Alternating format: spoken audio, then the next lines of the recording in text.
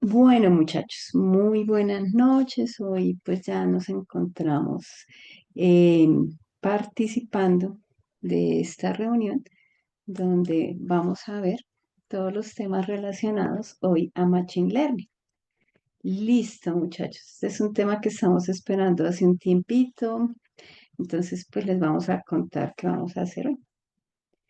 Hoy vamos en esta introducción al Machine Learning, a ver algunos aspectos, digamos, generales de todo este tema del Machine Learning. Vamos a hablar de una metodología que se llama CRIPS y bueno, pues vamos a hacer una práctica.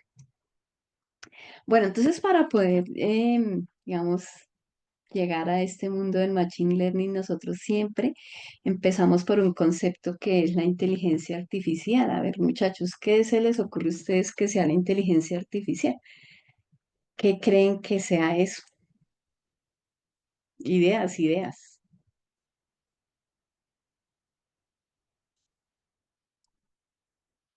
¿No? ¿Ninguna idea por acá? Bueno, eh, cuando ustedes piensan en inteligencia artificial, ¿será que piensan, las máquinas nos van a reemplazar? ¿Será que las máquinas tendrán el poder de dominar el mundo, etcétera? Algunas cosas que nos hacemos.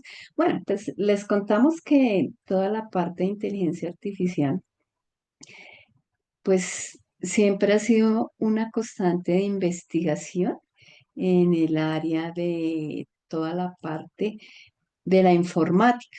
Digamos, desde que ya se empezaron a programar los primeros computadores y demás, entonces surgió como esa inquietud de poder usarla o programar las diferentes máquinas para que hicieran cosas y tuvieran comportamientos inteligentes desde el punto de vista computacional.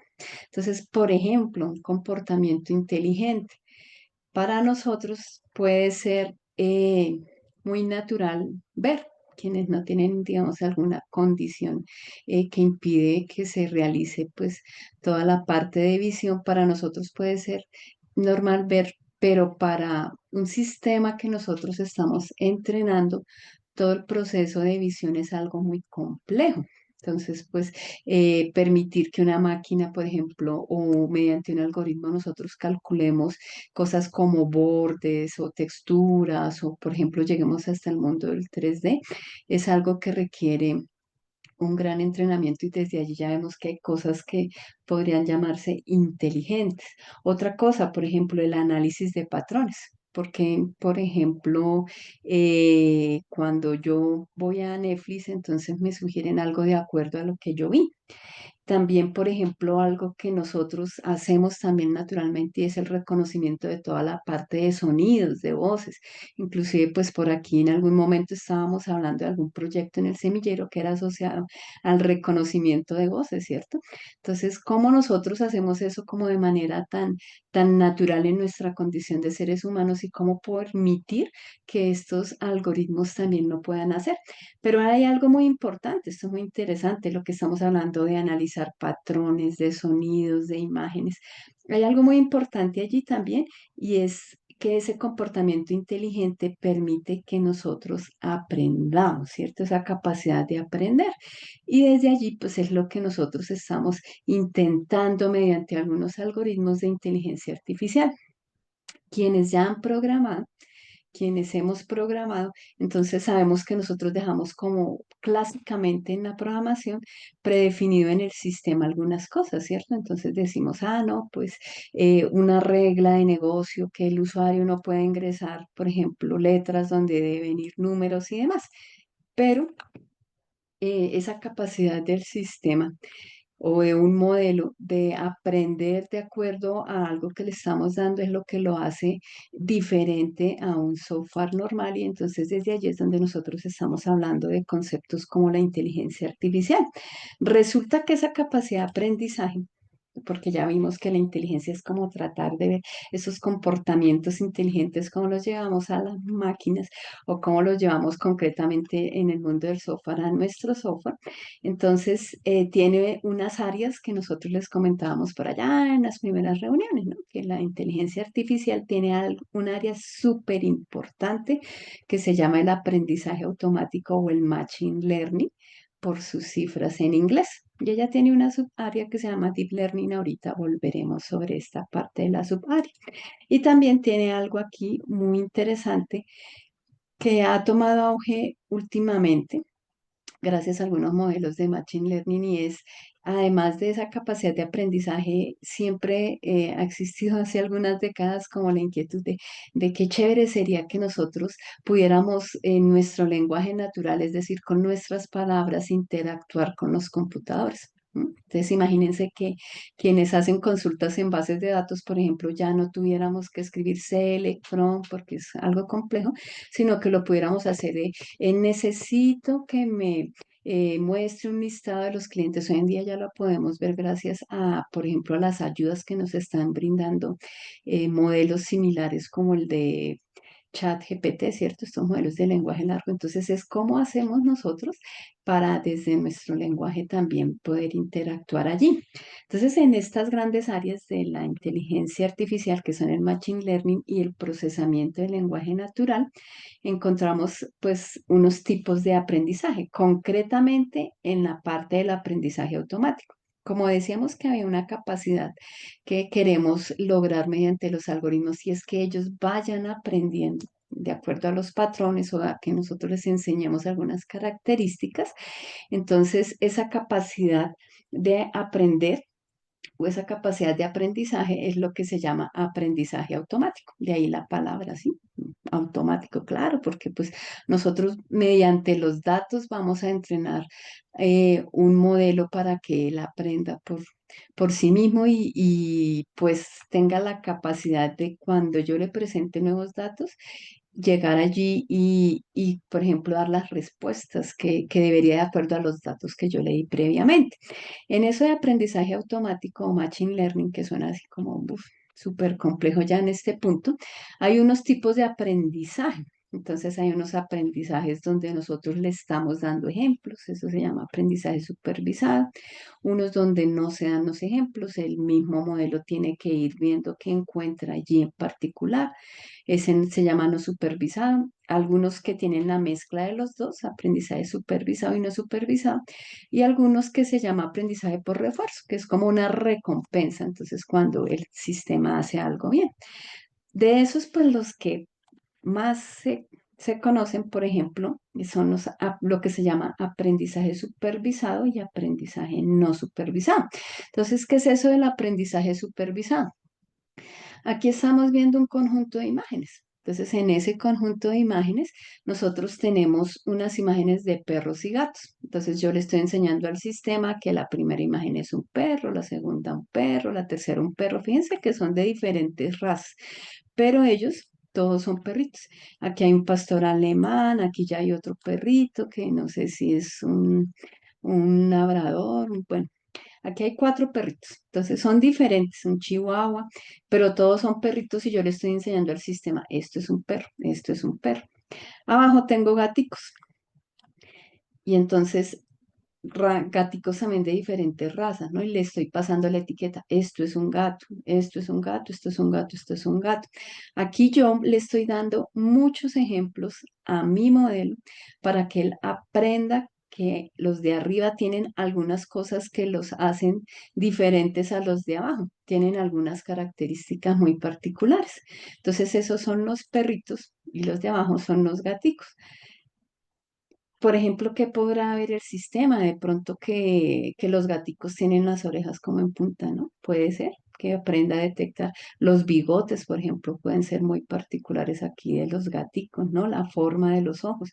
En los perritos, por ejemplo, digamos toda la parte aquí de la nariz, que es bien diferente respecto a un gatico. El mismo de acuerdo a los ejemplos, entonces va identificando algunas cosas allí. Esos son etiquetas. Total que si yo le doy una imagen como esa que tengo abajo. que es una controversia si es un perrito o un gatico, el sistema sea capaz de decirme qué es, si un perro o un gato. Entonces, ¿ustedes qué creen? Que sea un perrito, un gatico ahí en esa imagen que... Eso fue una imagen por ahí que estuvo viral rondando en redes sociales, que si esto era un perrito o un gatico. Pues resulta que es eh, un gatico, pero es peludo. Entonces es muy peludito, por eso podría uno pensar que es un perro, pero la nariz y las demás bigoticos son de gato. Entonces este es el aprendizaje supervisado. Yo tengo una imagen y le doy una etiqueta.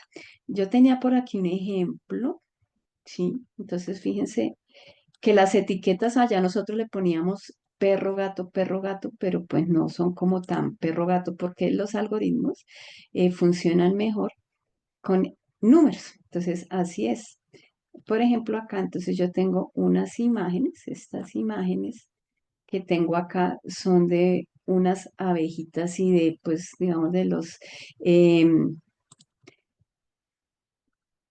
los niditos de las abejitas, ahorita se me olvida el nombre, pero aquí están. Estas son abejas meliponas, abejas angelitas que llaman allá en los climas cálidos. Y aquí vemos unas angelitas volando y todo.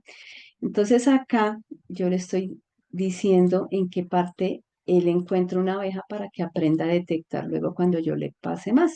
Pero fíjense que a cada una de estas imágenes con las que vamos a entrenar un algoritmo para algo, yo le tengo que asociar su etiqueta. Entonces, como tengo la imagen, si paso la imagen por sí sola, el modelo no va a aprender qué es.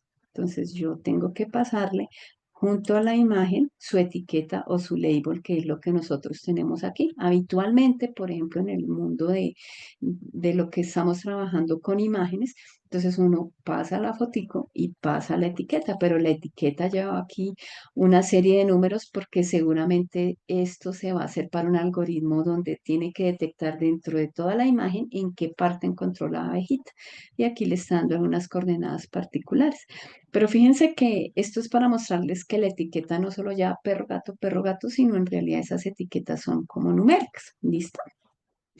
Este es el aprendizaje supervisado, pero resulta que a veces también no siempre se tiene la facilidad de colocar esas etiquetas. Imagínense ustedes que tenemos, o como estamos haciendo para el mundo de ahorita que estamos trabajando sobre todo con redes neuronales y demás, para entrenar este tipo de modelos y de algoritmos necesitamos muchas imágenes y a la vez etiquetarlas también.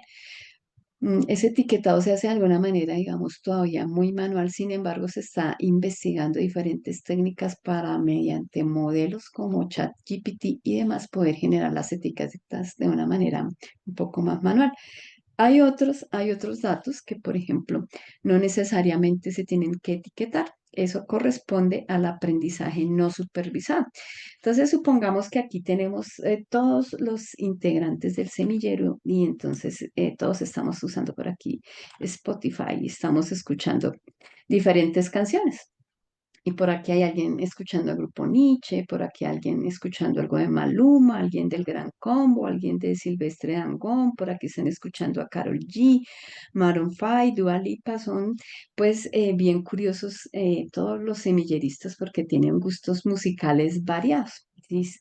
Entonces, si yo quisiera ver finalmente, ¿en qué se parecen? Entonces, por ejemplo, me doy cuenta que Maluma y Karol G como que son del mismo género, ¿cierto?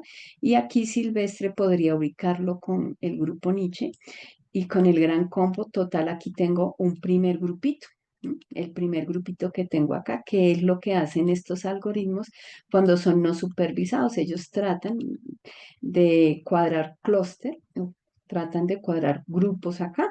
Entonces, en ese caso, tenemos por acá este sería un grupito, ¿cierto? Acá tenemos un grupito. El grupito, digamos, de la música tropical. Por acá, estos dos que les gusta como la parte de inglés y de pop, entonces tenemos otro grupito. Maroon 5, Dua Lipa, aquí hay otro grupo u otro clúster. Y acá, este entonces tiene otro tercer grupo. aquí los reggaetoneros, entonces aquí tenemos cositas. Fíjense que aquí ya tenemos tres grupos y yo no tuve que darle la etiqueta de decirle, por ejemplo, género reggaetón, género pop, no le di. El mismo algoritmo miró pues algunas características en común de este tipo de música allí y entonces generó los clústeres o generó pues esos grupos. ¿Listo? Eso es el aprendizaje no supervisado. Yo no pongo etiquetas, él trata de armar los grupos en el aprendizaje no supervisado. En el semisupervisado voy a mezclar lo anterior. Entonces tengo algunos daticos con etiquetas como tengo acá.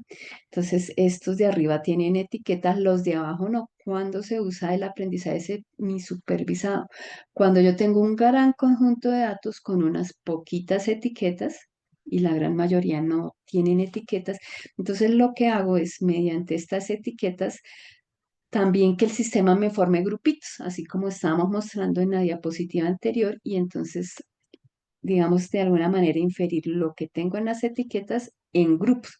Estos grupos que estábamos mostrando acá, de pronto después lo vamos a ver en un algoritmo, en realidad lo que el sistema hace es como tratar de calcular distancias. Entonces imaginémonos que por acá tenemos el plano, pero pues es un plano un poquito chueco, el plano cartesiano. Y por aquí tenemos una línea y entonces él empieza como a separar, entonces Karol G se va para acá y Maroon 5 para acá y Maluma para acá. Entonces él va generando los grupos y acá en realidad le está generando como distancias entre los grupos. Pero él trata inicialmente como de tratar de dividirlos, digamos, en los grupos más extremos. Bueno, y esos son los tres tipos de aprendizaje que nosotros tenemos. Entonces recuerden que cuando estamos trabajando en el mundo del aprendizaje automático o del machine learning, nosotros vamos a trabajar con algunos tipos de aprendizaje. El más común es supervisado cuando yo le doy ejemplos, muchos ejemplos a mi modelo para que él aprenda y cuando no le doy modelos, no le doy ejemplos que él cree grupos a ver digamos, qué similitudes se encuentran. O el semi-supervisado que utiliza las tres. En eso del machine learning o estos algoritmos o el aprendizaje automático o estos modelos que aprenden, porque ya vimos, ¿cómo así que aprendían? Claro, si yo le doy muchos ejemplos de gaticos y perritos, por ejemplo, entonces ya mi modelo empieza a aprender que todos los gaticos tienen lo que les decía, las orejas puntiagudas, que tienen los ojitos rasgados y demás. Entonces él empieza a aprender de ahí que se llame aprendizaje, ese aprendizaje automático gracias a los datos que yo le estoy suministrando. Si no tengo datos, pues graves, ¿no? Porque todo esto funciona con datos. Bueno, hay unas técnicas en Machine Learning, ya como vimos que hay aprendizaje supervisado y no supervisado, algunas técnicas que se usan allí en el Machine Learning o aprendizaje automático. Entonces, supervisado son algunos, por ejemplo, técnicas que me permiten hacer clasificación, como ese ejemplo que yo les mostraba. Entonces, muestro imágenes, perro o gato. Entonces, esos que dicen perro o gato que clasifican, ¿sí? Eh, esto que estoy mostrando acá es una abeja, sí o no. Entonces, esas técnicas de clasificación pertenecen al aprendizaje supervisado porque seguramente yo tuve que darle muchos ejemplos y etiquetas. Otra que vamos a ver en un momentico, algo que se llama la regresión. Esa regresión me permite hacer una predicción, por ejemplo, cuánto subirá el dólar de acuerdo a lo que hemos visto en los últimos días. Y los no supervisados, o sea, esos que hacen grupito, entonces me permiten hacer esos grupos, por ejemplo, que yo les mostraba que eran los clústeres, por ejemplo, los perfiles en Amazon, ¿no? Los perfiles en la librería de Amazon. Entonces, allí empiezan a perfilar a la persona. Entonces, porque ciertos grupos de edades o de géneros les gusta más este tipo de literatura para recomendarles. Entonces, literatura para adolescentes, literatura, por ejemplo, digamos, para mujeres de cierta edad. Entonces, ya les vamos recomendando cosas, no sé, asociadas a, por ejemplo, a sus hijos, al hogar, a la familia, o hombres muy jóvenes, puede ser que les estemos sugiriendo deportes, demás. Digamos, estos algoritmos nos perfilan y arman un clúster con nosotros. Pero también hay otros que son el sistema de recomendación, literalmente por reglas de asociación. ¿Y dónde lo vemos? Por ejemplo, en Netflix. Porque viste La Casa de Papel, te sugerimos tal cosa. Entonces, eso es una regla. ¿Por qué tal cosa? ¿Se acuerdan cuando habían pensamiento lógico los que están por ahí con la profesión y que está por aquí? Entonces, si tal cosa, entonces tal, vean dónde aplicamos eso, en este tipo de reglas de asociación en los aprendizajes no supervisados.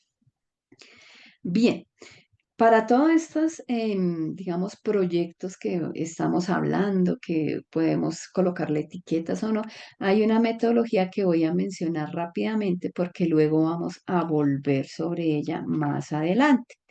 Nosotros en desarrollo de software, bueno, más bien, hablemos desde diferentes eh, disciplinas, ¿no? Desde el método científico nosotros siempre teníamos allí la hipótesis y luego la tratábamos de comprobar, cuadrábamos un experimento, digamos los resultados, aterrizando un poquito eso más a algo, digamos, asociado al desarrollo de software. Nosotros, ¿qué hacíamos allí? En el desarrollo de software nosotros decíamos que primero tocaba hacer un análisis del sistema, identificar los requerimientos, hacer el diseño, programar pruebas, ¿m?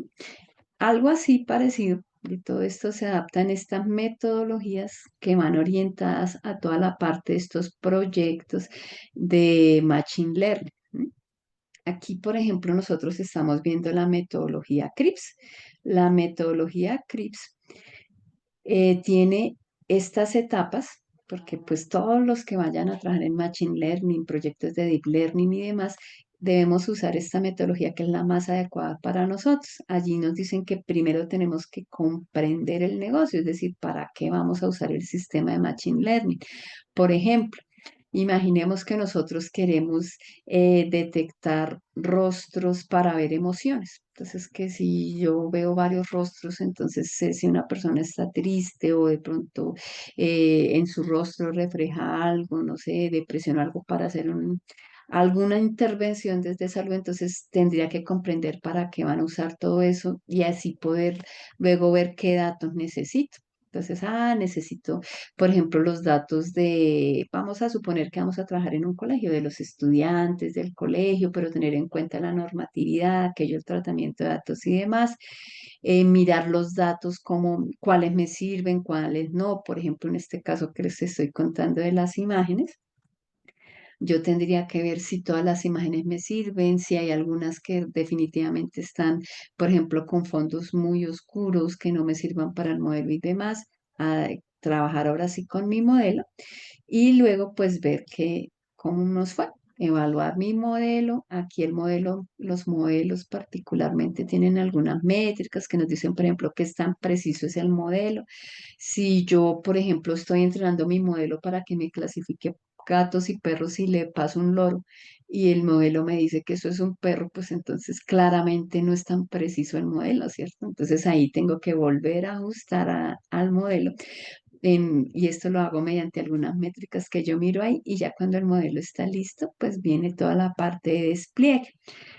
En las técnicas se me olvidó mencionar algo que ha tomado mucho auge y es toda la parte del deep learning, pero es que eso es un mundo al que nos toca dedicarle un par de encuentros bien chéveres. El deep learning o el aprendizaje profundo lo que hace es tomar como similitud cómo funcionan las neuronas en nuestro cuerpo y establecer, bueno, las neuronas hacen sus conexiones, digamos, quienes son del área de biología son más expertos en eso que nosotros, pero imaginémonos que así como las neuronas hacen muchas conexiones, nosotros tenemos un modelo donde hay muchas neuronas haciendo muchas conexiones.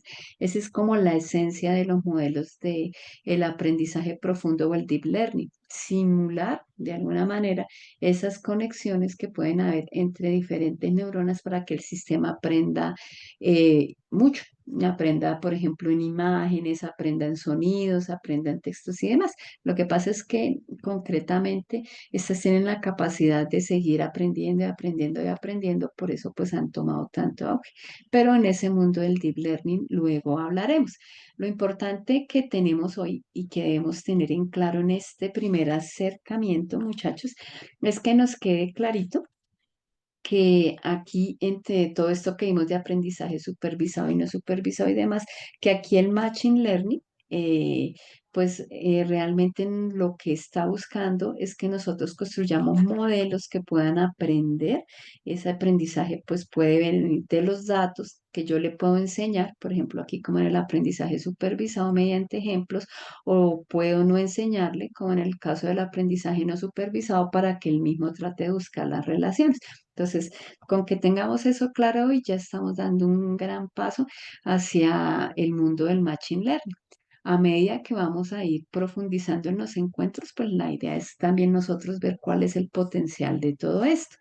En la segunda parte de esto, porque ya vimos por aquí los clúster y demás, pues les tenemos una práctica y es hora de practicar. Y en este caso, entonces, le doy aquí el paso al ingeniero Javier, quien nos va a compartir en esta segunda parte un ejercicio muy interesante como para aterrizar un poquito todo esto que hablamos.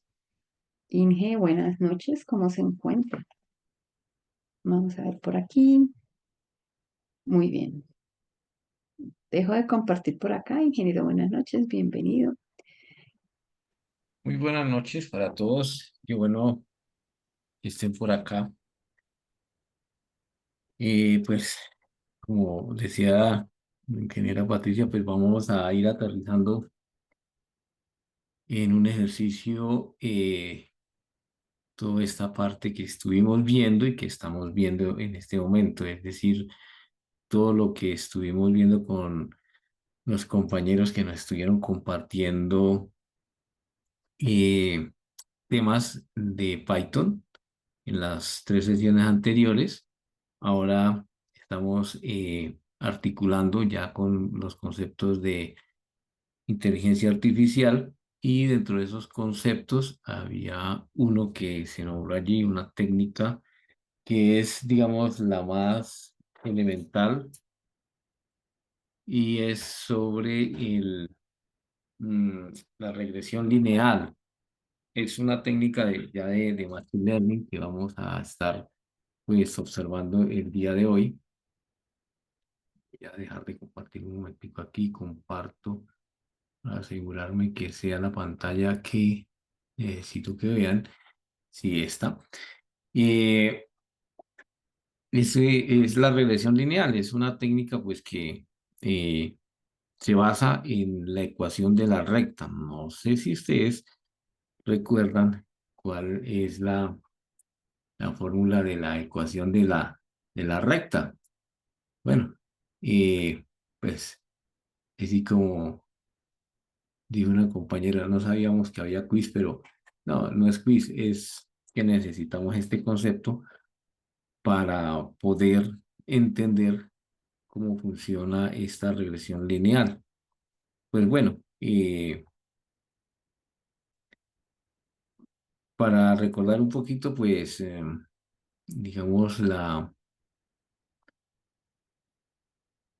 ecuación de la recta, pues, esta famosa ecuación, la vamos a tener por ahí en cuenta, pues no vamos a hablar mucho a fondo de ella, pero sí por lo menos entender de qué se trata porque, digamos, los algoritmos que vamos a observar, pues ya nos simplifican la vida, nos simplifican todos estos cálculos, pero en el fondo ellos están trabajando sobre todos estos fundamentos matemáticos. Entonces, pues qué bueno que a medida que avanzamos también en la codificación, pues podamos tener en cuenta todo esto y recordarlo, porque eh, la ecuación de la recta es muy famosa eh, en el bachillerato, ¿no? Y pues lo que dice es que Y es igual a M, donde M es la pendiente y X es la variable independiente y B es eh, una constante. Entonces, eh, ahora cuando estemos trabajando con el tema de la regresión lineal, pues vamos a llegar a esta ecuación. B entonces, perdón, B es la constante, no, B es el intercepto de la recta. Esos términos los vamos a averiguar con el algoritmo que vamos a desarrollar. Bueno, y para desarrollar ese algoritmo, entonces, como les venía comentando digamos, en las sesiones anteriores, vamos a utilizar eh, esta hojita de Colab, que es un servicio que ofrece Google, lo ofrece de manera freeware, es pues, digamos que un modo de entenderlo es gratuito para nosotros, aunque pues esa empresa se beneficia con todo lo que nosotros aportamos ahí, pero pues también nos beneficiamos en el hecho de que podemos utilizar sus máquinas para poder eh, escribir este tipo de código. Entonces,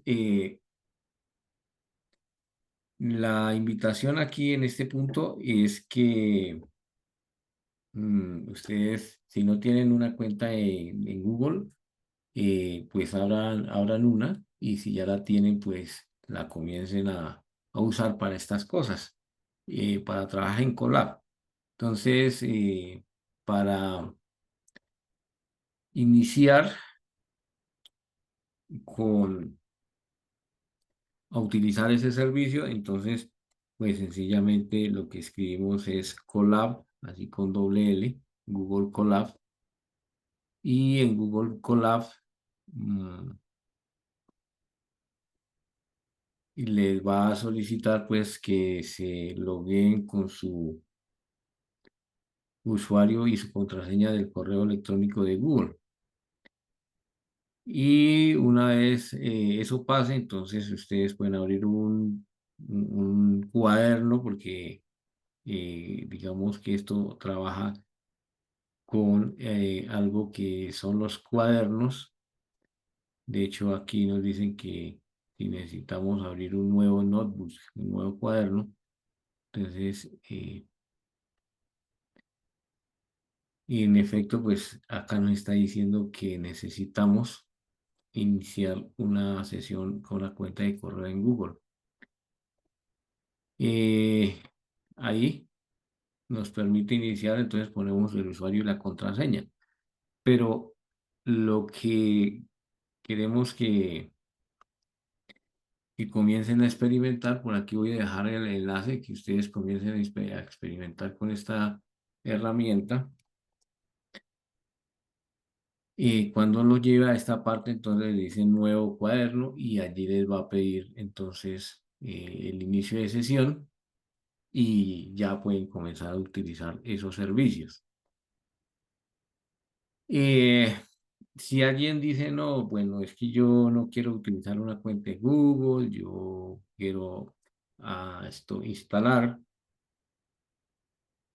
mi propio sistema en mi máquina, pues también está muy bien que lo quiera hacer.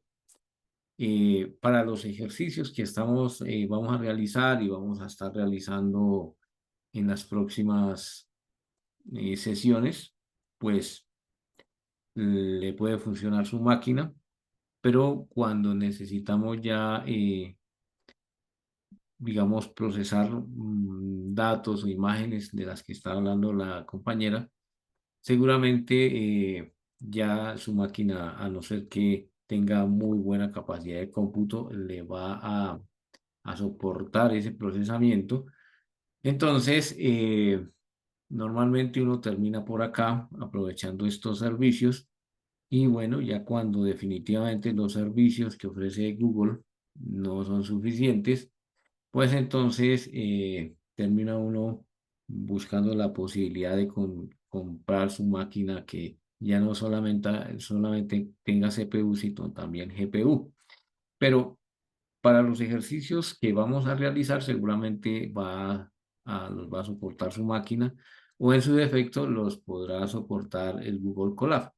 Entonces, hay que dar la invitación para que comiencen a trabajar. Nosotros les vamos a dejar este ejercicio que traemos para que ustedes lo prueben, lo experimenten. Y vamos a tener otras sesiones que nos van a seguir acercando al tema del Machine Learning hasta llegar a esos temas avanzados de los que hablaba la compañera. Pero todo tiene su proceso y pues vamos paso a paso. Entonces, primer paso, a hacerse una herramienta para poder trabajar los cuadernos eh, de Jupyter. Bueno, es que Jupyter es una plataforma interactiva que nos permite escribir código en Python y texto. Bueno, ya ahorita lo van a ver en acción y me van a entender un poco más. Entonces, si no quieren instalar nada en su máquina, está perfecto el Google Colab para estos ejercicios. Si sí quieren instalar en su máquina, entonces lo que deben instalar es por aquí en un buscador, encontremos la aplicación, se llama Jupyter,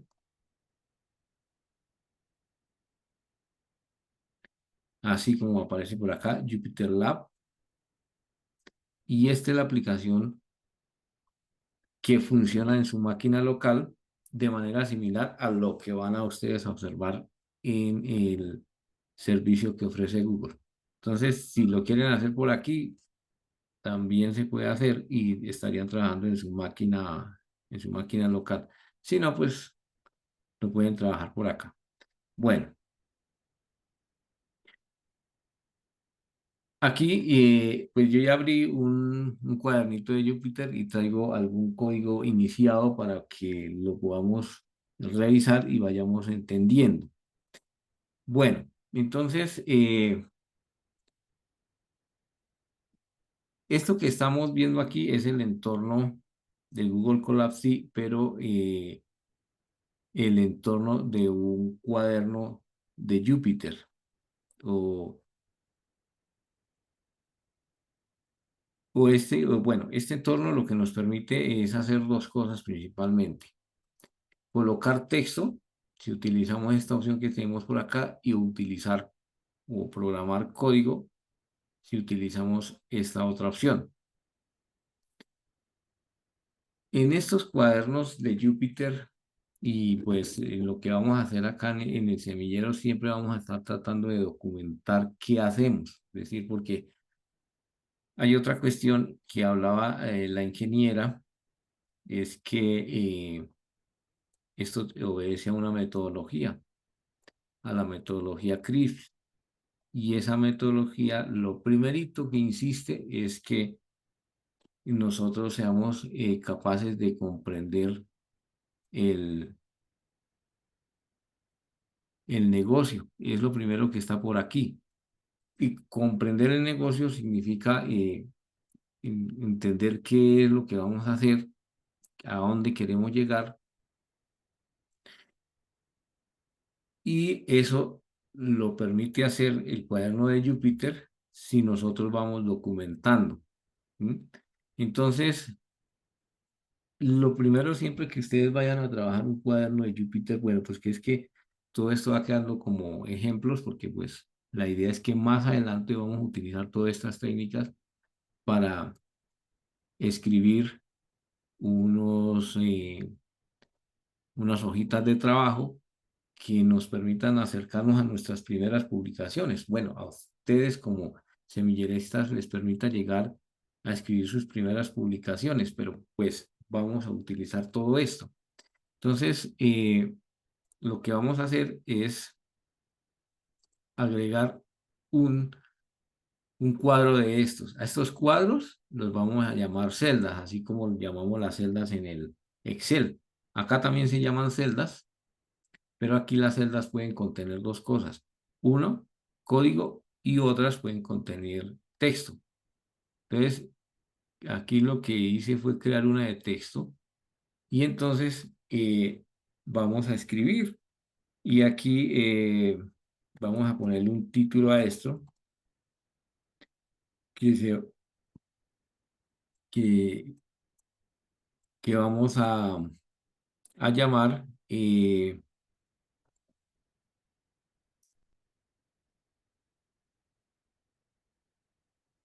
Machine Learning, porque esto ya son técnicas de ese tipo. Bien. Mm, y dentro de las técnicas de Machine Learning que estuvimos viendo por allá, en la presentación de la ingeniera, estaba una que era la regresión lineal. Entonces, vamos a poner por acá regresión lineal. Bueno, esto de estar escribiendo tiene otro objetivo. El otro objetivo es que estos cuadernos de Júpiter nos permiten utilizar un pequeño un pseudolenguaje, se podría llamar, que se llama Markdown. Y ese pequeño lenguaje lo que permite es formatear el texto. Uno, digamos que ni podría aprenderse mm, como las marcas que tiene ese lenguaje para presentar el texto e ir colocándolas acá. Pero Google, a través de esta plataforma, nos permite escribir ese lenguaje utilizando estas opciones. Entonces, si yo quiero eh, colocar en negrilla este texto, entonces oprimo esto, pero en realidad lo que está pasando aquí en el código es que él colocó dos asteriscos al principio y dos asteriscos al final. En este lenguaje Markdown, esos par de asteriscos significan eso, poner algo en negrilla. Y nosotros podemos utilizar también, por ejemplo, esta cursiva. Para la cursiva, él utiliza un asterisco nada más y con eso está indicando que ese texto es en cursiva. Tiene poquitas formatos, como se dan cuenta, solo tiene estos, porque es que esta celda en realidad es para explicar de manera mm, organizada lo que usted va haciendo en el código, ¿cierto? Bien, entonces ahí vamos utilizando esos elementos para ir acostumbrándonos a eso. De todas formas, hay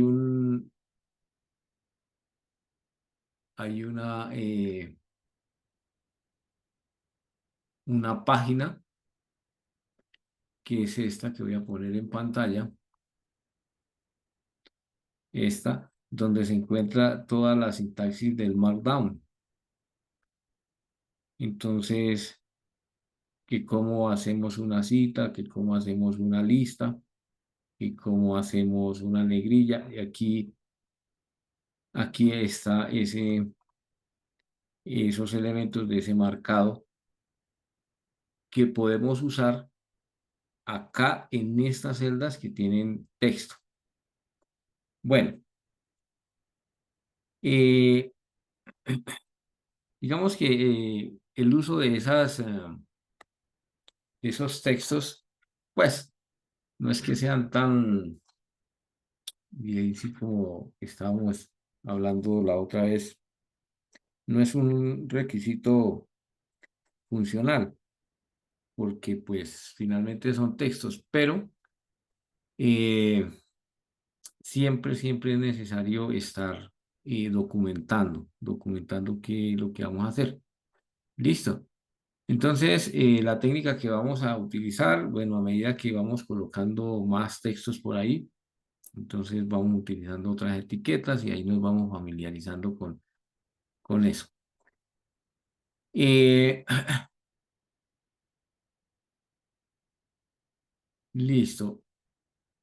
Acá podemos, digamos, borrar una celda de esas si ya no la necesitamos. Entonces, si necesitamos borrarla, pues utilizamos aquí esta opción. ¿Mm? Podemos crear una nueva. Entonces, que cómo crear una nueva. Por aquí donde decimos más texto. Si escribimos un texto y ese texto no iba ahí, sino antes de la otra celda, entonces nos movemos con las flechas, ahí como lo estamos haciendo, hasta que aparezca eh, en el lugar que lo requerimos.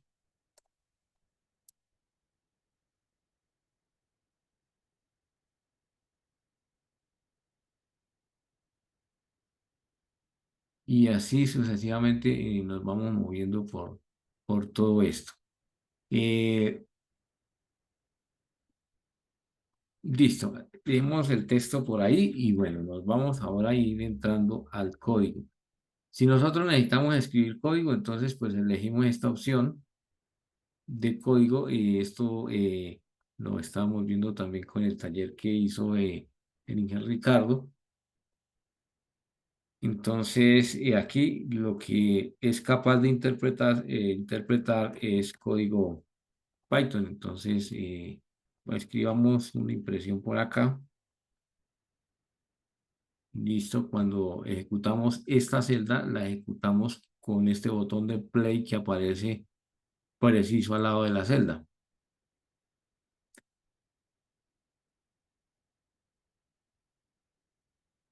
Y el resultado de la impresión o el resultado que nosotros estemos buscando con estos códigos aparece inmediatamente después de la celda. ¿Sí? Es como para recordar el manejo de esta plataforma y bueno, y ahí vamos entrando en materia. Listo.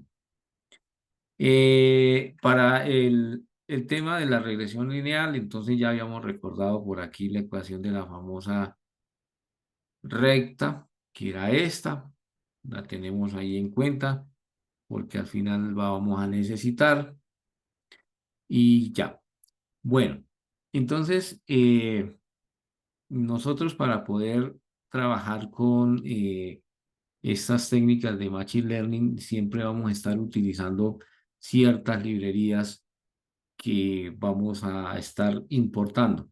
Entonces, bueno, como sabemos que acá dentro del grupo hay estudiantes que inician este tema de la programación, y entonces sí, hay la necesidad como de ir aclarando todos estos temas de las librerías, que qué son eso, por qué están por ahí. Bueno, resulta que pues eh, Python. Y bueno, también pasan otros lenguajes, son lenguajes multifacéticos, es decir, que tienen muchas aplicaciones en el campo de las ciencias. Entonces, así como podemos nosotros analizar datos, que es lo que vamos a hacer aquí, también pudiéramos nosotros crear ventanas y también nosotros pudiéramos crear animaciones en 2D y también animaciones en 3D y también nosotros pudiéramos hacer que aquí, por ejemplo, una, un sistema de comunicación entre aplicaciones y una cantidad de posibilidades que hay. Entonces, pues, obviamente el lenguaje para cada una de esas posibilidades tiene códigos ya hechos y lo que hacemos nosotros es eh, usarlos, pero para poderlos usar los invocamos aquí al principio, se acostumbra a hacerlo al principio, lo podemos hacer en cualquier parte del código mientras, mm, digamos, no utilicemos sus funcionalidades antes de importarlo, pero se acostumbra a dejarlo aquí al principio de ni siquiera de la celda, sino al principio de todo el cuaderno para que estén allí listos para cuando lo requiramos. Pero bueno, aquí hay una serie de librerías que vamos a estar usando. Está NumPy, está Pandas, está Matplotlib, es el Skerling, sklearn, todas ellas implementan funcionalidades de ciencias de datos. Acá, por el alcance del tiempo y también de estas explicaciones, a medida que las vayamos usando y las vamos a ir nombrando. Siempre para este tema de analítica de datos, y de la cual hace parte pues lo que vamos a hacer, así sea una técnica de machine learning, así sea regresión lineal, finalmente lo que estamos analizando es datos, eso están por aquí. Entonces, vamos a utilizar NumPy y Pandas. Bien, esas dos bibliotecas pues lo que hacen es proveernos de funcionalidades que nos van a permitir manipular datos, importarlos, leerlos, graficarlos. Bueno, graficarlos lo hace esta librería de sklearn y Matplotlib, pero estas dos librerías siempre nos vamos a encontrar con ellas porque nos van a permitir manipular datos y tabularlos. Bueno, esa parte. Entonces, no nos vamos a detener mucho en ellas. Mm, Como les digo, a medida que vamos usando, las vamos a encontrar y vamos a descubrir para qué sirven. Y ya les digo por qué. Bueno, resulta que todo este análisis, normalmente, todo esto de la inteligencia artificial, todo esto del machine learning, del deep learning, pues se basa en datos. ¿Sí? Por eso es que aquí lo primero que nosotros tenemos son los datos. Nosotros vamos a tener aquí un archivito que se va a denominar datos estatura. Entonces ya con el nombre ya ustedes imaginarán qué queremos hacer. Y es que a partir de esos datos le vamos a enseñar algo a este algoritmo para que dependiendo de eso nos prediga cuál es el peso cuando nosotros leemos la estatura. ¿Sí? Eso es lo que vamos a hacer. Entonces, yo tengo los datos por acá.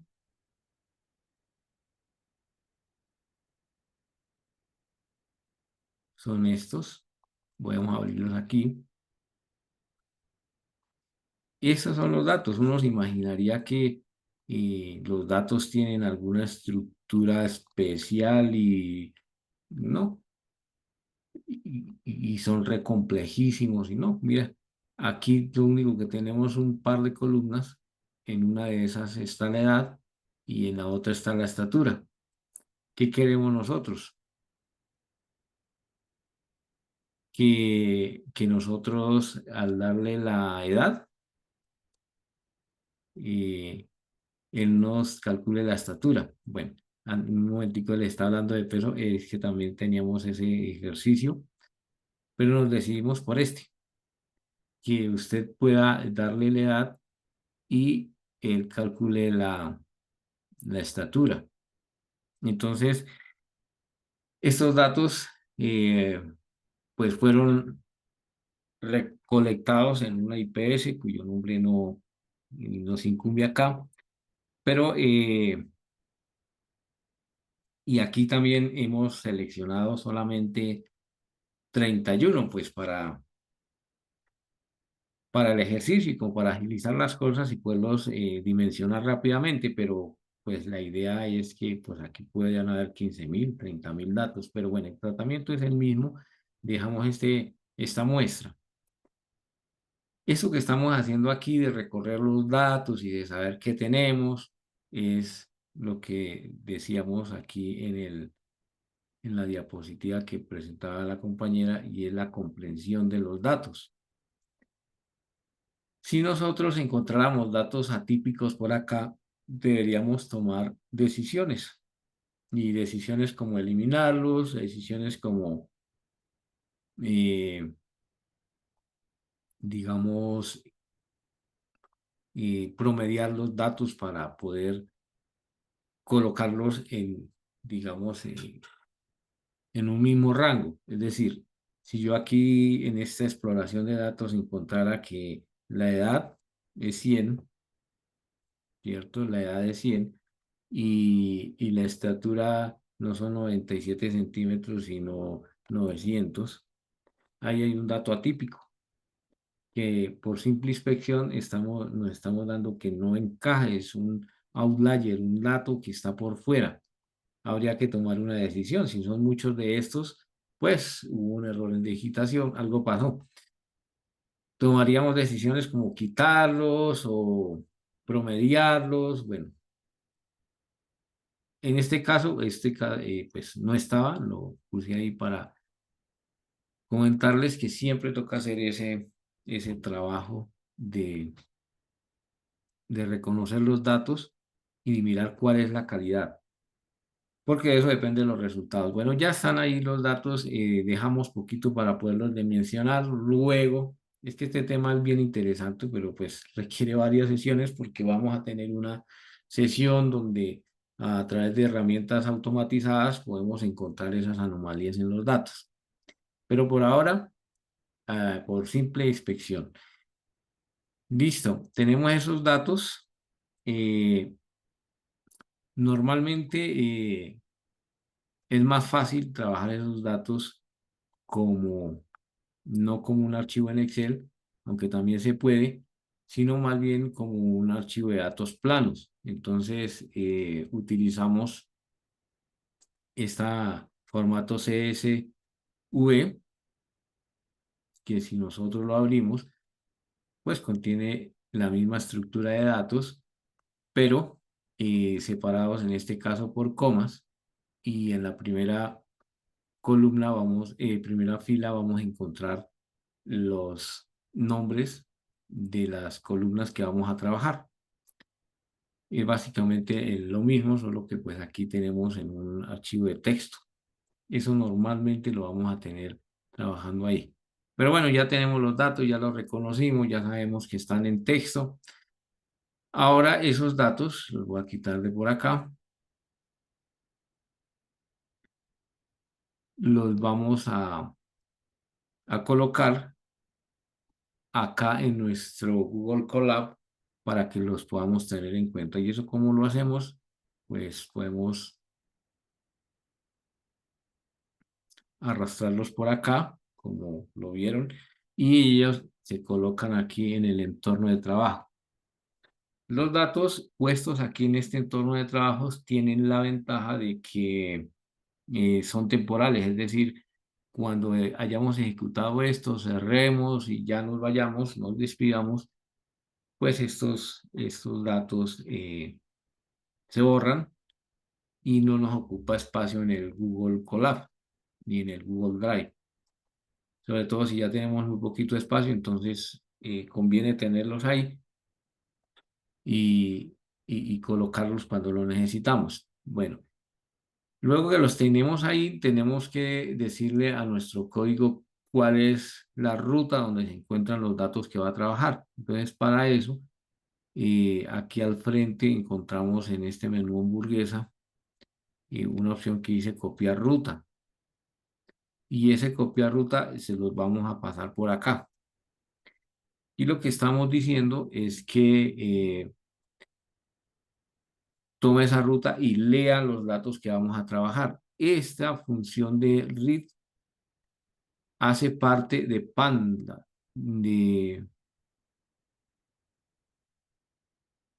sí, de pandas. ¿Por qué sabemos que es de pandas? Es a lo que les decía, que no nos fijáramos tanto en esto, porque aquí lo íbamos a encontrar. Pues que pandas aquí arriba le pusimos un apodo. Pandas, le hace pandas o importe ese pandas como PD.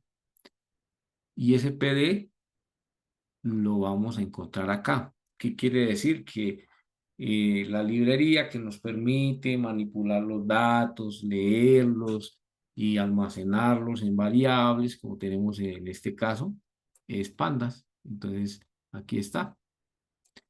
Entonces, bien, eh, en este momento lo que está pasando es que todos esos datos quedaron almacenados en una sola variable.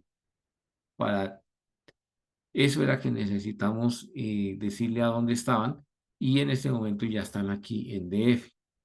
De hecho, si nosotros vamos a ir suspendiendo esto de acá, si nosotros ejecutamos hasta aquí, ya nos está trayendo los datos que están por allá en ese documento de texto y nos imprimió los primeros datos que contiene. Eso es lo que hace este print. Le dice que imprima una muestra de esos datos que están en esta variable de f. Es todo lo que ha hecho. Bueno, listo. Y aquí comenzamos a recordar otros conceptos que tenemos por allá de pronto olvidaditos de las ecuaciones de las líneas. Pues aquí lo que está pasando es que todos estos datos que estábamos importando van a ser representados en un plano cartesiano de este mismo tipo. Y en ese plano cartesiano, si ustedes recuerdan, por aquí nosotros marcábamos las X y por aquí marcábamos nosotros las Y. Y entonces cogíamos y marcábamos. Entonces decíamos para Y1 y para X1, entonces marcábamos el puntico por acá. Y luego marcábamos que para Y2 y para X3, entonces por aquí más o menos. Y así sucesivamente íbamos marcando esos puntos. Si no tuviéramos esas herramientas como Python, pues nos tocaría hacer este tipo de gráficas, pero bueno, no lo vamos a hacer. Simplemente lo que quiero que recuerden es que por aquí tenemos un eje que se llama Y y por aquí un eje que se llama X. Es por eso que nosotros aquí, con esta técnica de regresión lineal, necesitamos definir cuáles son las X y cuáles son las Y. Entonces, este eje de las X lo estamos haciendo igual a la edad, o sea que todos estos datos todos estos datos que nosotros tenemos aquí marcados como edad, todo este 11, 8, 17, 19, todos estos van a ser parte de las ejes de las Y según lo que estamos programando por acá. Y de las X, toda la edad va a ser la eje de las X. Y las Y van a ser todos los datos de la estatura. ¿Mm? Así es como lo vamos a trabajar. Y mire, todo eso que nosotros tal vez lo hiciéramos graficando aquí, trazando la lineecita y después hallando cuál es la pendiente, cuál es el intercepto y todo eso, se va resumido a algo que está aquí, llamar el modelo. El modelo se llama de regresión lineal, digamos, el método es el lineal regresión y le decimos, bueno, ya que tiene el modelo, le vamos a pasar las ejes de las X y las ejes de las Y acá. Y ya con eso, él se encarga de generarnos el modelo. Digamos que estas tres cosas es todo lo que define el modelo. Realmente no es complicado. La codificación es muy sencilla. Solo decirle quién es el X, quién es el Y, tráigame el modelo y coja el X y el Y y pues trabaje con ese modelo y ya está. Lo que aparece aquí hacia abajo es eh, conclusiones de ese modelo que estamos nosotros mandando trabajar acá, en este par de líneas. Entonces, como yo les comentaba al principio, mm, como se trata de un modelo de regresión lineal, nosotros podemos pedir cuál es la pendiente. Entonces, ¿por qué podemos pedir eso? Pues porque él lo que está haciendo en realidad es trabajar con esa ecuación de la recta. Por eso es la regresión lineal. ¿Y qué lineal? Pues es la ecuación de la línea es esta. Entonces, ahí lo que nosotros le estamos diciendo es, óyeme, ya que usted hizo el modelo, regáleme los términos de ese modelo que hizo. Entonces, dentro de esos términos, tráigame la pendiente. Y por eso es que nosotros aquí decimos, óigame, tráigame la pendiente. Y luego, ¿cómo le decimos que traiga la pendiente? Pues como el modelo lo almacenó en esta variable que se llama modelo, entonces le estamos diciendo que nos traiga modelo.coef, que es ahí donde almacena el modelo. ¿Que por qué coef? ¿Que por qué de esta forma? Bueno, porque así lo programaron. Pues básicamente es extraerle las variables al modelo.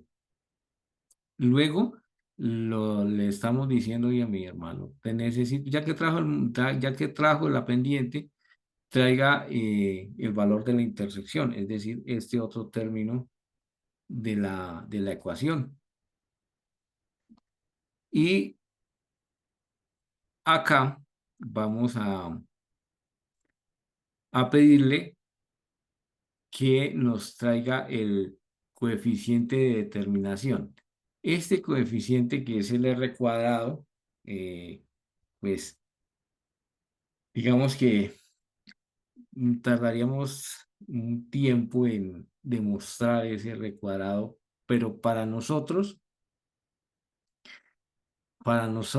entender pues el beneficio que trae ese R cuadrado es porque nos va a decir que también se ajusta el modelo que está haciendo, en este caso el modelo este que estamos diciendo acá, este modelo, ¿sí?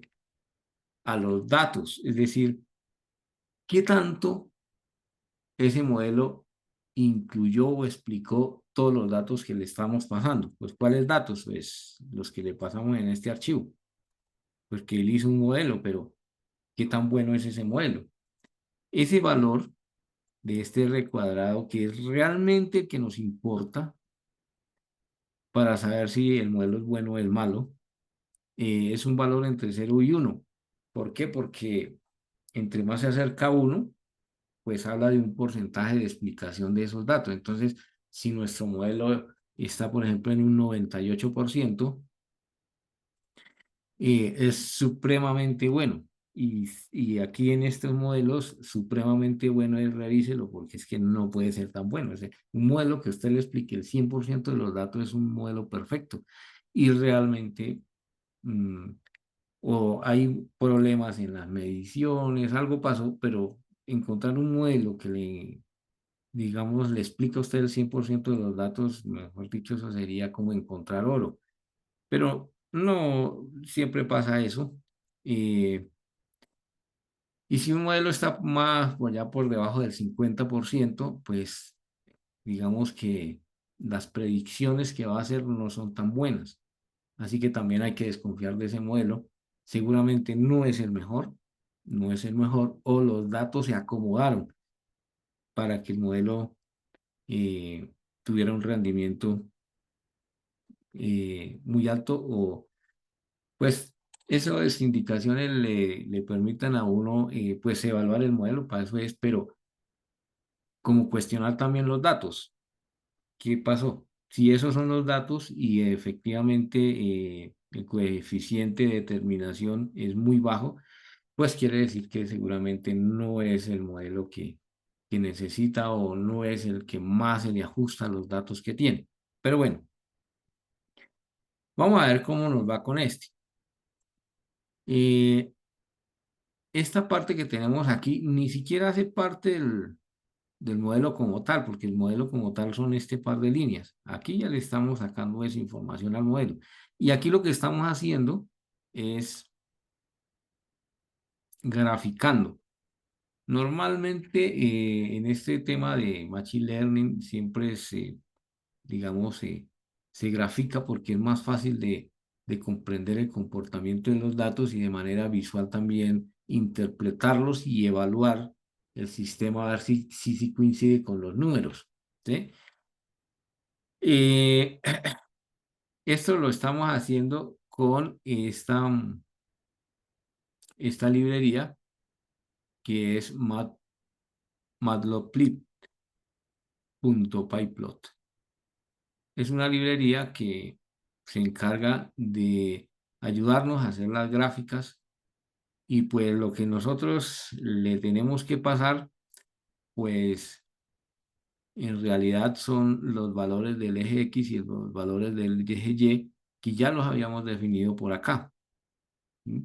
Entonces ese par de variables siempre las vamos a estar usando para hacer el modelo y pues para poder graficar. Colocamos labels, es decir, marcas para poder saber a qué se refiere, por ejemplo, el eje X, el eje Y, un título. Y pues básicamente con esas características se logra dibujar esa representación de esos datos. Lo vamos a ejecutar por acá y esto es lo que se obtiene. Entonces,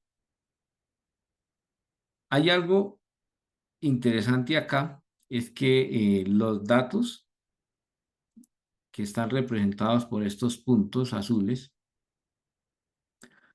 eh, por lo menos, digamos que se ajustan de alguna manera a una línea. De hecho, si los observamos, están alrededor de la línea roja. No sé, no hay mucha dispersión, es decir, que los puntos no se alejan tanto de la línea roja, es decir, que esperaríamos que el R cuadrado, o sea, el coeficiente de terminación, el que nos indica si ese modelo es bueno o malo, esté pues por lo menos más arriba del 80%, porque aquí gráficamente ya se ve que esos datos sí tienen un comportamiento lineal. Eh, Ideal fuera que todos estos datos que están alejados se acercaran mucho más. Y si se acercan mucho más, pues explicarían más los datos y estaríamos inclusive con un R cuadrado tal vez mucho más cercano al 100%. Pero pues estar al 100% implicaría que todos estos puntos estuvieran sobre la recta de color rojo. Miremos cómo nos fue con con los números. Está diciendo que, bueno, la pendiente y la intersección, que son un par de datos que hacen parte de esta ecuación de la línea, y que pues ya los vamos a usar, eh, tienen estos valores, pero el R cuadrado para nosotros, que es el coeficiente de determinación, nos está explicando el 95% de los datos. Quiere decir que este modelo es apropiado para explicar todos estos datos y que con ese modelo y con esos datos podríamos tener una buena aproximación en la predicción que queremos hacer. Y es que nosotros le escribamos la edad y él nos diga cuál es la estatura según los datos que analizó. Bueno, entonces ya como tenemos el modelo, entonces ahora lo que vamos a hacer en esta partecita del código es que podamos pasarle al modelo, mm, en este caso la edad, para que nos prediga la estatura. Bueno, eh, básicamente aquí lo que estamos haciendo es en esta variable edad de usuario permitirlo al usuario que nos digite la edad. De hecho, es lo que decimos por aquí en este texto. Y acá nuevamente llamamos el modelo que habíamos creado acá arriba. Como les digo, este par de líneas son las claves acá, porque aquí es donde está el modelo. Pero a ese modelo, en este caso, le decimos prediga, porque este es un modelo de predicción. Pues es lo que estábamos tratando de entender cuando arrancamos, que pues ese era nuestro negocio. O sea, nuestro core era armar todo esto para que nosotros pudiéramos pasarle la edad y que nos dijeran la estatura. Y esto ya son adornitos donde decimos, "Mire, para la edad de no sé qué", y armamos ahí como un textico que involucre las variables pues, para darle presentación. Pero en realidad lo clave de este código que estamos aquí analizando es este, este que nos permite predecir. Bueno, lo vamos a ejecutar por acá y nos pide una edad. Según esto, si yo tengo 14, porque nos está pidiendo la edad, él estima que en 14 años, según esos datos, la estatura debe ser de 1,33 m. Vemos que podría ser más o menos, ¿no? Los que tenemos hijos en esta edad, más o menos esa es la estatura. ¿Mm? Eh, si yo vuelvo a ejecutar esto y le doy una edad de 2 años, más o menos en 2 años, tal vez uno haya crecido 67 centímetros. Es lo que predice, ¿cierto? Hay, obviamente, restricciones que se deben colocar al modelo. ¿Qué pasa, por ejemplo, si yo le escribo aquí que estimar la estatura para una persona de 100 años? Nos va a decir que la edad estimada es de 602 centímetros, cosa que es ilógica, ¿sí?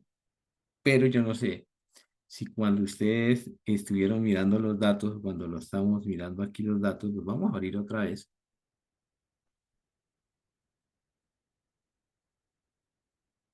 Y esta vez los vamos a ordenar por las edades.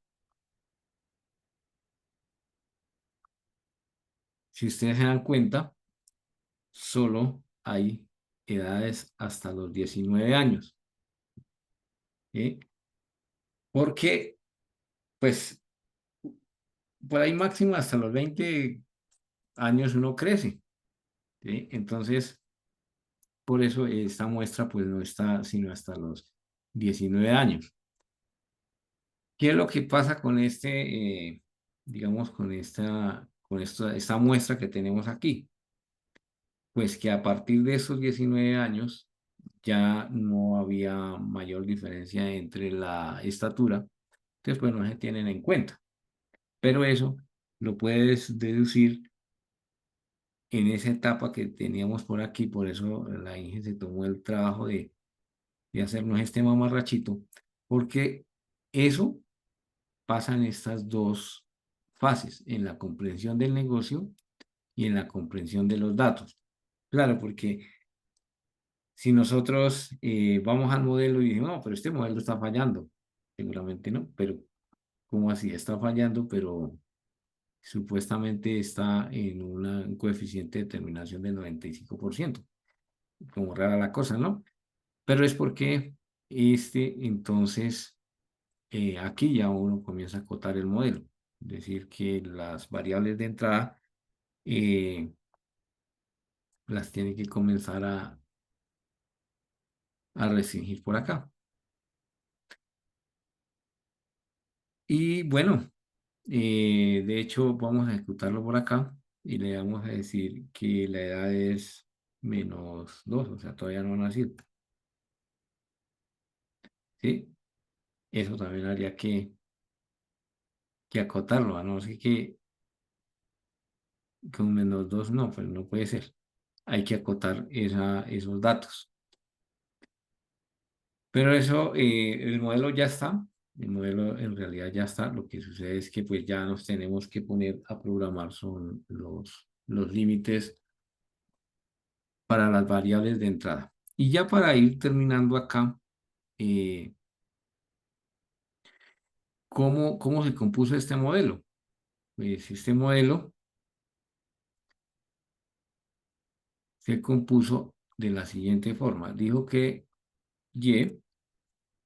Y, perdón, Y minúscula, Y es igual a M.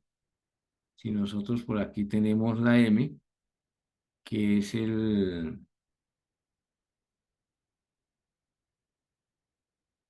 la pendiente, que es 5,46.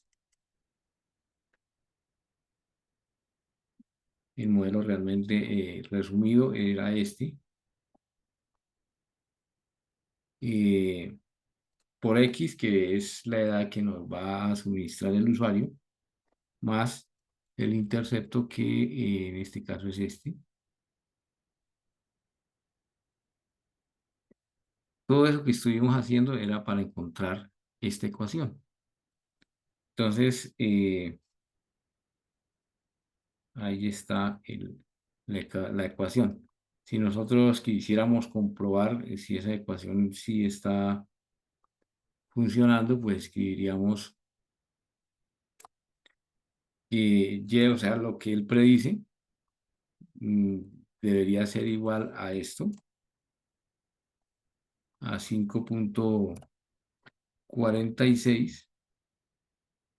Eso lo multiplicaríamos por una variable X que está ahí aquí, y luego le sumaríamos 56,68. 50 y 56, 56,68, porque sería lo que nos dice el modelo que encontró. Entonces, vamos a ejecutar por acá esto y ya con esto finalizamos. Dice que la edad de la estatura, digamos la estatura, pongámosle una edad de 13 años. Él dice que la estatura son 127,6 centímetros, con 13 años.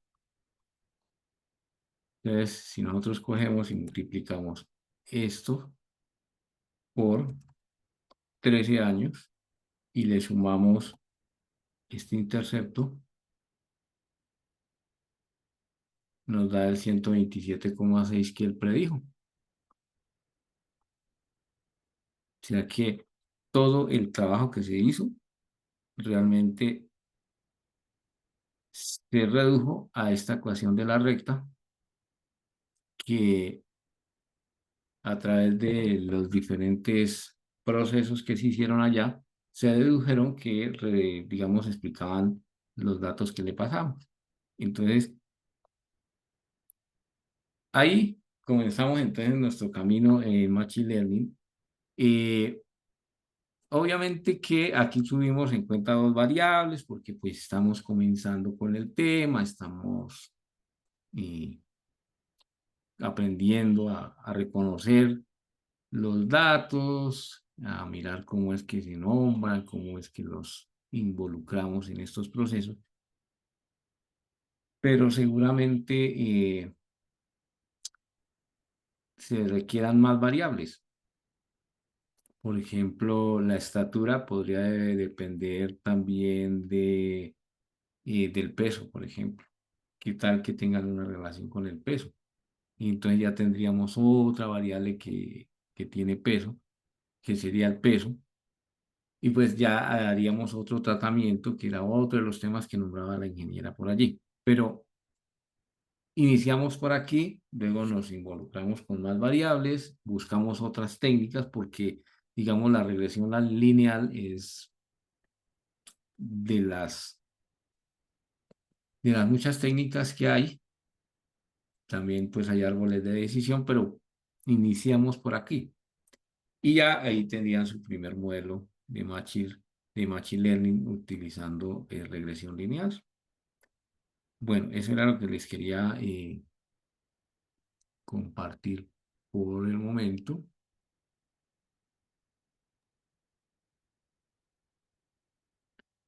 Y Y, ese código se los estaremos compartiendo allá en el grupito.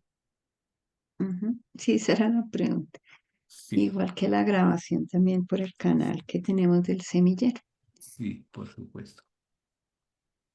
Entonces, pues, bueno, ahí nos vamos metiendo poco a poco en el tema y pues pronto seremos grandes, pero pues por algo comenzamos, ingeniero.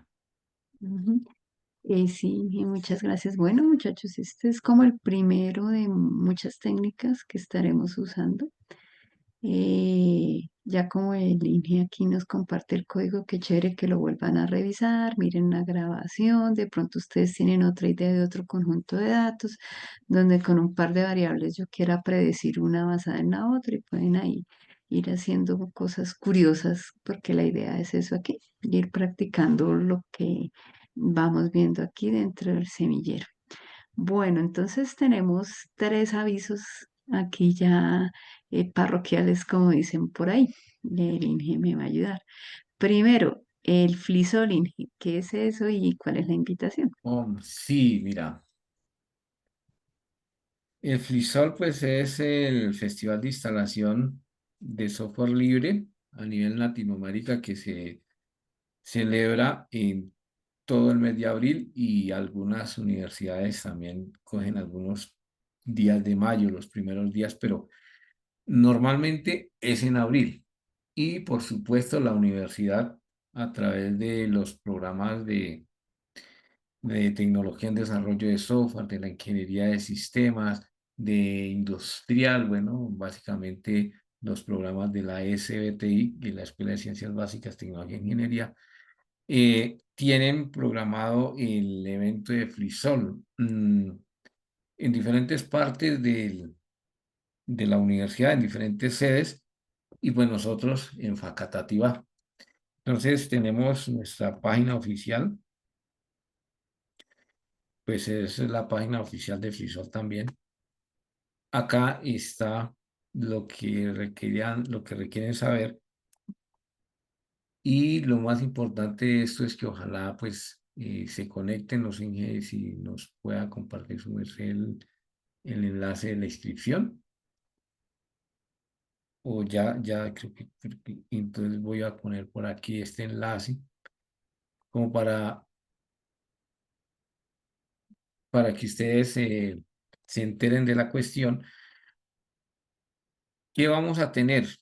En este año estamos, bueno, siempre lo hemos hecho, estamos aliados con la Escuela de Comunicaciones de Facatativá. Aquí se me puso en modo edición. Me persigue el código por todo lado. Eh, y tenemos esta programación. Entonces, en primer lugar, pues la apertura la da nuestro director del centro allí en Facatativá y con el comandante de la Escuela de Comunicaciones. Y este año el énfasis es la inteligencia artificial, pero eh, orientada al agro. ¿Sí? Esto tiene muchas aplicaciones. Aquí en el semillero vamos a llegar a los lenguajes de lenguajes de modelo largo, o sea, poder producir texto, pero eso es una aplicación apenas, porque aquí, por ejemplo, vamos a ver cómo se pueden aplicar en la agricultura y tenemos tres charlas. Una es esta que dice hacia una agricultura sostenible, potenciando el agro con software libre. Y otra que se llama detección de cultivos mediante imágenes satelitales. ¿Eso con qué se hace? Con software libre. ¿Y qué corre debajo de eso? Inteligencia artificial. ¿Qué corre en el fondo de todo eso? Las regresiones lineales, todas las librerías que estamos nosotros poniendo ahí, eso funciona con eso. Y vamos a tener un taller de visión artificial con software libre aplicado a la agricultura que vamos a estar dinamizando acá con la ingeniera Patricia el próximo viernes. Eh, pues ahí están los horarios. Ya en un momentico inmediatamente les voy a compartir el enlace de inscripción. Eso es gratuito porque, bueno, la idea del software libre, como dice aquí, es poder compartir y no solamente compartir el software, sino también compartir conocimiento. Ahí ustedes pueden encontrar más aplicaciones. ¿Qué tal que de esos encuentros salga una idea que se les convierta en un emprendimiento y el día de mañana ustedes sean los grandes empresarios con ideas innovadoras a partir de todas estas, eh, de todas estas iniciativas? Entonces, eso era definición ingeniera y Sí, bueno, comentarles, ojalá nos puedan acompañar de manera presencial aquí en la sede de UNAD Facatativá, los que están por aquí cerca, ya sabemos que, por ejemplo, Marco, Karen, son muy juiciosos por aquí, están siempre sí, cerca al centro y muy cercanos. Si ustedes no pueden venir por cualquier motivo, de todas maneras también vamos a hacer transmisión de estos talleres. Chévere que puedan ver, por ejemplo, la detección de cultivos con imágenes satelitales. Chévere también que podamos ver algo de lo que les tenemos preparado en el taller de visión artificial aplicado a agricultura. Entonces, si no pueden venir, pero la invitación es que vengan porque pues pueden aquí también compartir con diferentes invitados que tenemos, también que puedan participar mediante manera virtual y ese día del evento les estaremos enviando el enlace que seguramente será el canal de la SBT y Facatativá. Segunda invitación, resulta que se nos vino ya nuestro encuentro de la escuela, que es el famoso Expotech. Ya el ingeniero Jaime nos había comentado hace 15 días sobre el evento, que es un evento muy importante, que vamos a tener diferentes conferencistas internacionales y demás. Se nos está dando la oportunidad a quienes puedan asistir a Bogotá de participar bueno, la entrada al Congreso tiene un costo, pero pues eh, para fomentar la participación de los estudiantes de los semilleros de investigación, pues nos han habilitado como un espacio y un formulario que se les envió al grupo para que ustedes puedan participar los 3 días de manera presencial. Si usted lo puede hacer, aproveche porque pues digamos las conferencias que se van a dar y los talleres en este congreso que es de la escuela, es algo para aprovechar mucho, sobre todo pues por los conferencistas y los temas que van a estar allí. Ojalá se animen a solicitar ese cupo, ya les habíamos compartido el formulario, quien quita que ustedes sean beneficiarios y puedan participar allí. Entonces, súper chévere y les dejamos ahí, sí, allí esa inquietud. Y la tercera, para no demorarnos, ¿cuándo es nuestro próximo encuentro, Inge? bueno, eh, tenemos cerca Expotech, entonces ya estamos a 22 de abril. Yo creería que el 6 el próximo 6, ¿cierto? De mayo. Lo que pasa Ujú. es que como ese día es Potech, el profe Ricardo y el profe Jaime están desplazándose hacia Bogotá porque el evento comienza el 7. Ah, sí. Entonces nos tocaría para no desconectarnos tanto del próximo y en la semana de Expotech sí no tendríamos, entonces sería en 8 días. Sí, queremos decirles que por esta semana lo volvemos a hacer seguido para no tener, digamos, cruces de horario porque varios se están desplazando hacia Bogotá para el evento que les comentamos de Spotech. Entonces, nuestro próximo encuentro de hoy en 8:29 a la misma hora, 7:30. Bueno, Inge, muchas gracias Mm, por su a usted, muchas participación. gracias. Gracias a los compañeros. Les agradecemos su asistencia. Les estaremos compartiendo el video. Una feliz noche para todos. Muchísimas gracias. Chao, chao para todos. Feliz noche. Chao, chao. Muchas gracias.